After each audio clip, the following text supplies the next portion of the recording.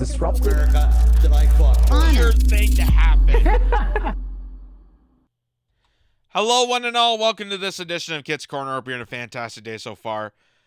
So, this coming weekend is the official reigning of King Charles, or soon-to-be King Charles, I guess, proper phrase to say that, as the coronation events are starting to, make themselves in England, and all the news media is covering it, and there's big, extravagant celebrations and so on and so forth. Personally, I really couldn't care less. I really couldn't care less about the royals. My grandmother's really into it. I know it's like kind of fanfare for certain people, but I don't agree a lot with the monarchy, and it's just so absurd.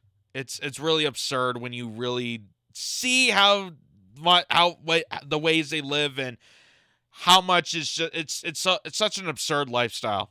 Really is.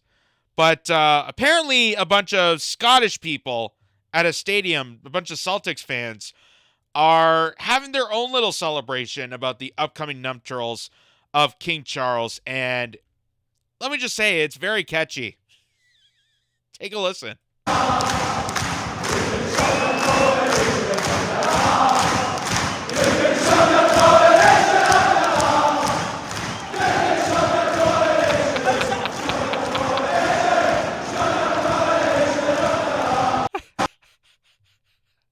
And again.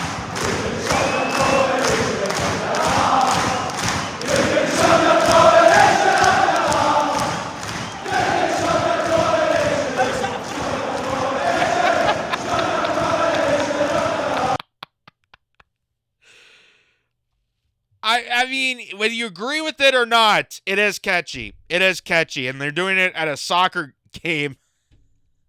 Or as they say, football. Wow. That is amazing. That is amazing. But, of course, they're going to try and put a spin to this. And they're basically pulling the, let's go Brandon stunt on this. Remember the NASCAR event that everyone was chanting, F Joe Biden? And they tried to twist that around as let's go Brandon. So then everyone cultivated let's go Brandon to really mean go F Biden.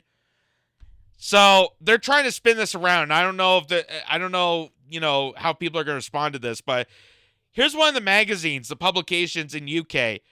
As they're saying, the nation to join chant for Charles. Everyone urged to cry, may the king live forever.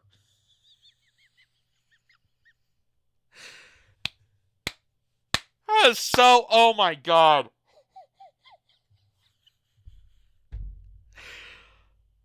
They're trying to let's go Brandon this. Because you can clearly hear in the chant, put your coronation up your ass. Or your arse, as the Scots would say. And they're trying to spin this around as, as a celebratory chant for King Charles.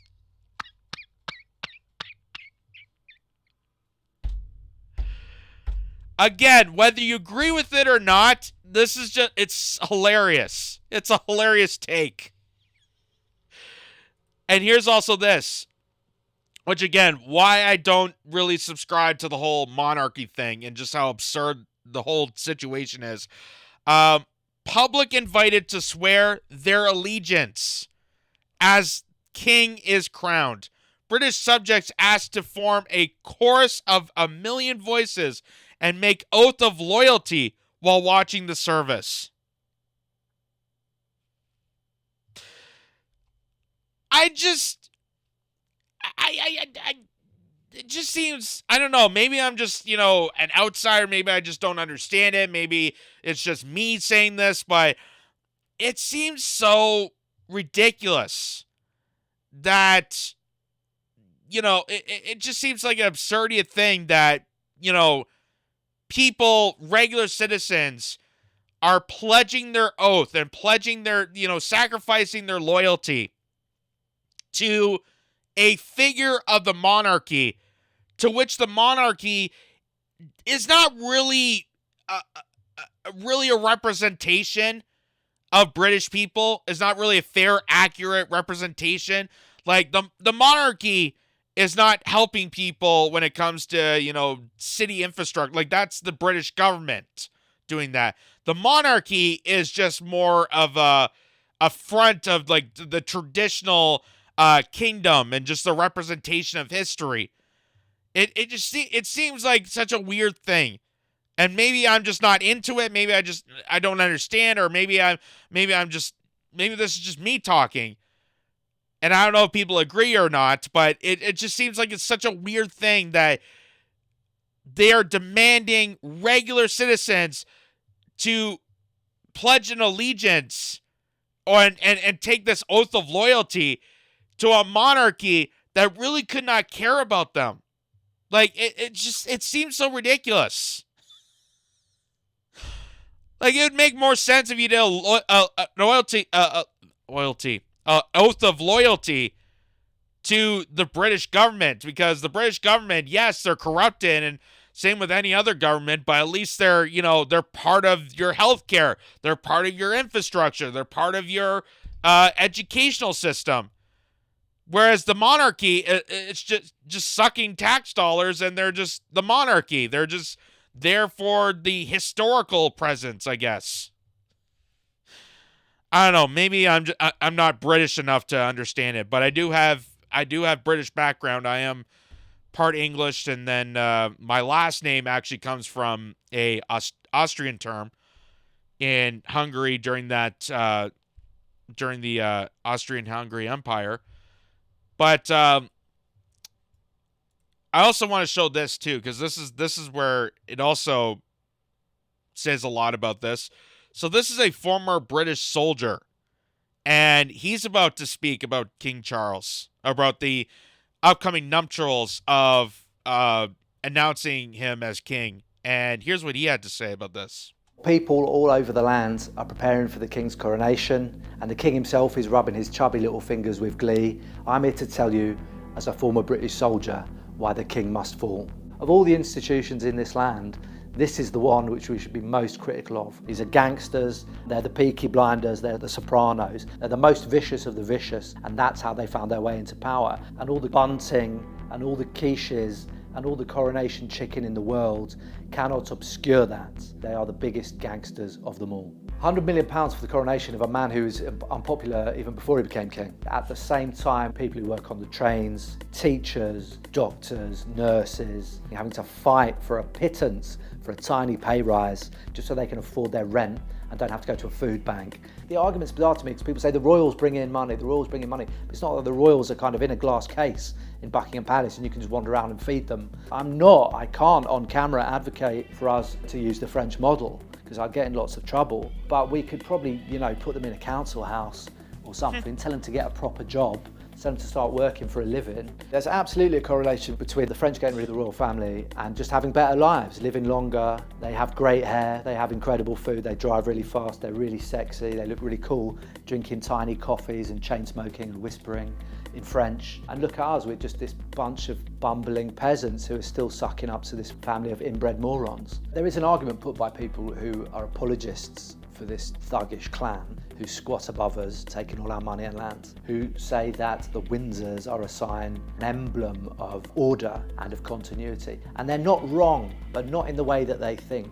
What they represent is a continuity of inequality, of poverty, of unfairness, of unaccountable power, who pays no tax, but at the same time, they're always framed in terms of service, like they actually do anything except turn up for public events and cut ribbons. Not in terms of what they take, which is vast. They claw out of society with their grubby fat fingers, Charles. That is the real face of royal leadership, that they're just grimy tax dodgers at the end of the day.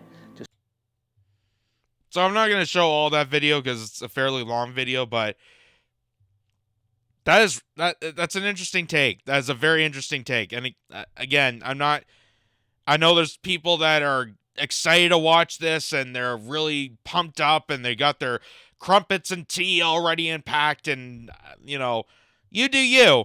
But me personally, I kind of have to agree with this.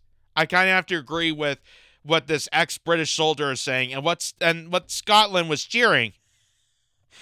that this is all just, peasants sucking up to the loyals, and, it's again, it's like historical times. It's like the dark ages of history where the peasantry would kiss up to the loyals and think that, at some point, if I kiss up harder enough and I do diligence and I prove my loyalty to them, then somehow they're going to rein me in and I'm going to be part of them and I'm going to have representative power and I'm going to be the chosen person. When really it isn't. It really isn't. The rich get richer and the poor stay poor.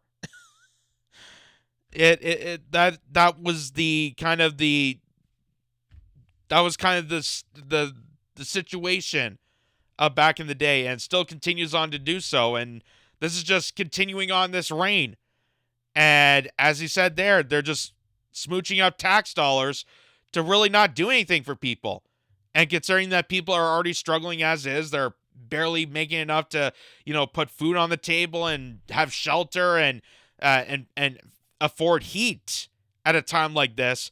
Why are we so anxious and uppity over someone who doesn't even care about the situation of ordinary British citizens? Like, why are we caring so much about this? So, but again, it could be just me. I could, maybe I'm just not seeing the picture of this, but I have to agree with this. I have to agree with what he's saying, because ordinary people that are working paycheck to paycheck, I don't think they really just don't, they couldn't care less about the, royals and their lifestyle and stuff like that. It's like a distraction, really. It's like reading up on the Kardashians. I really couldn't care about them. Because they live in California. They're all a bunch of models. They have their own business empire and they make millions upon millions and millions of dollars.